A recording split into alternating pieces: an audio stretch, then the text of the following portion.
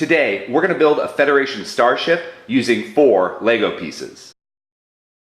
These are all the pieces you are going to need. In the description of this video, I left the piece names, count, and design IDs.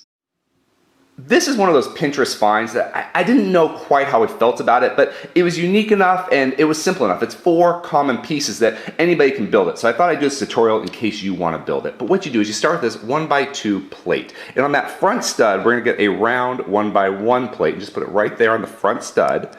And now we've got this back stud here. On the back stud, we're going to get a pair of minifigure binoculars, and you've got that kind of hole at the bottom, and you're going to put that on the back stud, facing this way. And all we have left to do is get a 2x2 inverted radar dish, put it on top of that round plate, put it on top, and here you've got kind of a generic starship from the Star Trek series.